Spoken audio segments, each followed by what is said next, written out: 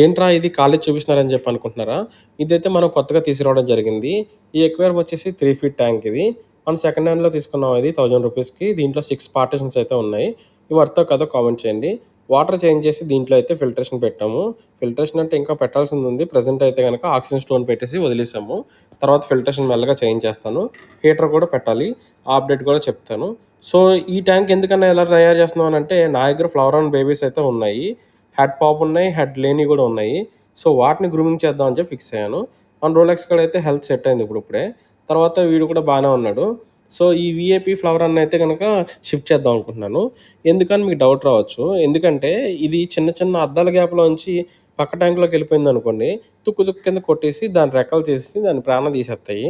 So, దాన్నైతే ముందు shift చేద్దామని fix అయ్యాను. ఇది నిన్నే రావడం వల్ల మారుద్దాం వద్దా అని చెప్పి ఒక 10 నిమిషాలు ఆలోచించి లేదు ఇటు నుంచి అటు జంప్ చేసిందంటే మొత్తానికి చచ్చిపోద్ది ఎందుకొచ్చిందని దాన్నయితే చేంజ్ చేయడం జరిగింది. సో, ముందుగా పట్టుంచాను కాబట్టి వాటర్‌లో దాంట్లో రాక్ సాల్ట్ ఏసుకున్నాను. అంతా ప్రాపర్‌గా ప్లాన్ చేసుకొనైతే నేను షిఫ్టింగ్ చేస్తున్నాను. దాంట్లో షిఫ్ట్ చేసిన తర్వాత వాటర్ పిరమిడ్స్ అన్నీ కూడా నేను 2 సమానంగా ఉండేలాగా ప్లాన్ చేశాను. ఇంకా ఫిష్ అయితే సెటిల్ అవ్వాల్సింది ఉంది. సెటిల్ అయిన తర్వాత మార్కింగ్స్ అన్నీ కూడా బాగా కనిపిస్తాయి.